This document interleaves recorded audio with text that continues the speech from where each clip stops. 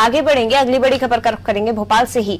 अगली बड़ी खबर जो हमें मिल रही है, उपचुनाव की 24 सीटों पर कांग्रेस के टिकट तय हो गए हैं, लेकिन अब भी कुछ सीटें हैं, 4 सीटें, जिसको लेकर कांग्रेस का मंथन लगातार जारी है। मेहगांव, मुरैना, ब्यावरा और बड़ा मलहरा, यहां पर फैसला अटका हुआ है और यहीं पर मंथन इन 4 सीटों को लेकर कांग्रेस का लगातार जारी है। मेहगांव सीट पर नाम शॉर्टलिस्ट नहीं कर पाई है अब तक कांग्रेस, और सीट पर प्रत्याशी चयन को लेकर शनिवार रविवार की रात कमलनाथ और दिग्विजय सिंह के बीच में भी चर्चा हुई थी, लेकिन अभी तक ये 4 सीटें ऐसी हैं जहां फैसला अटका हुआ है और प्रत्याशियों का मंथन लगातार जारी है कि आखिर किस नाम को आगे इन सीटों से बढ़ाया जाए।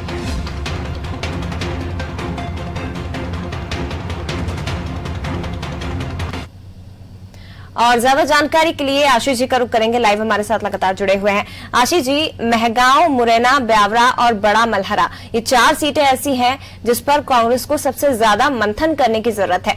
सबसे पहले तो आपसे जानना चाहेंगे कि इन सीटों पर किन किन प्रत्याशियों के नाम चल रहे हैं और क्यों कांग्रेस को इतनी मशक्कत इन सीटों पर करनी पड़ रही है।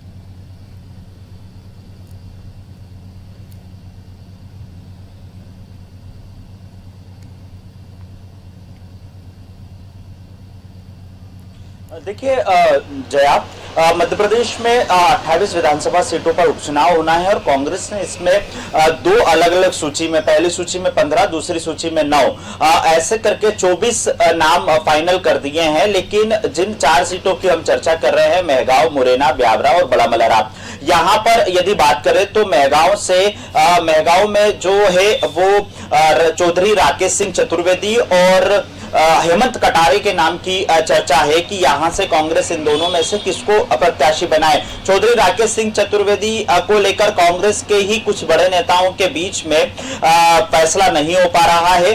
दूसरी तरफ राहुल भदौरिया का नाम भी यहां से चल रहा है, जो लाहौर से कांग्रेस विधायक हैं, उनके रिश्तेदार हैं राहुल भदौरिया, और इसके अलावा और भी 2 नाम यहां से चर्चा में है। तो ऐसे में पार्टी फिलहाल खास करके पीसीसी अध्यक्ष कमलनाथ आम राय बनाने की कोशिश कर रहे हैं। मुरैना की बात करें तो मुरैना में राकेश मावाई और दिनेश गुर्जर के नाम को लेकर सहमति बनाने की कोशिश की जा रही है।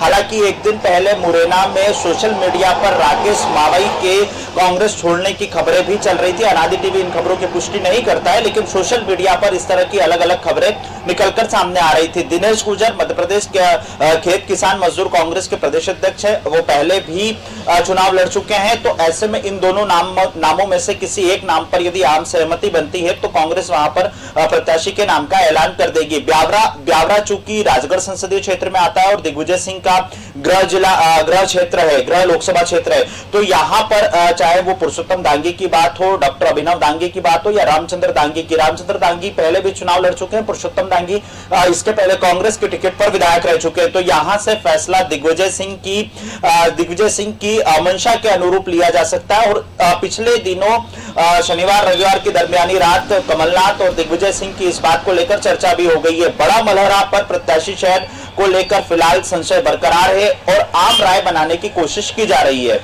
आशीष जी, ये जो 4 सीटें हैं जिस पर कांग्रेस को मंथन करने की जरूरत है और लगातार दिग्विजय सिंह कमलनाथ मंथन कर रहे हैं, चर्चा की जा रही है कि आखिर किसे यहां से टिकट दिया जाए।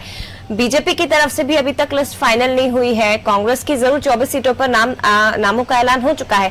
क्या ये भी माना जा सकता है कि 4 सीटों को कांग्रेस अभी होल्ड करके भी रखी हुई है कि कम से कम बीजेपी के 88 प्रत्याशियों की लिस्ट आ जाए, उसके बाद हम 4 प्रत्याशियों की लिस्ट सार्वजनिक करें, ऐसा भी हो सकता है?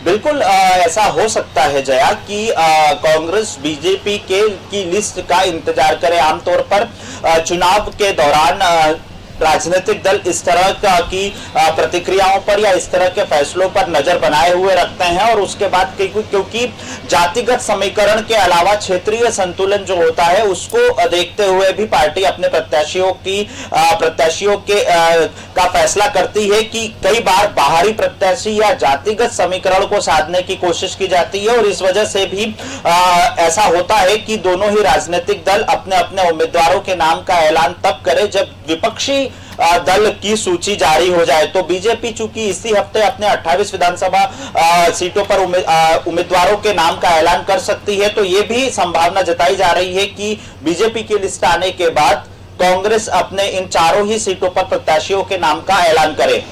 तो माना जा सकता है कि आधे पत्ते तो कांग्रेस खोल चुकी है, लेकिन इन 4 पत्तों में आखिर कांग्रेस ने क्या छुपा कर रखा है वो बीजेपी की लिस्ट सामने आने के बाद ही पता चलेगा। और संभावना है कि बीजेपी इसी हफ्ते अपनी लिस्ट सार्वजनिक कर सकती है, तो उसके बाद कांग्रेस इन 4 सीटों पर प्रत्याशियों का ऐलान करे। मैं लौटूंगी आशीष जी आपके पास, बने रहिएगा।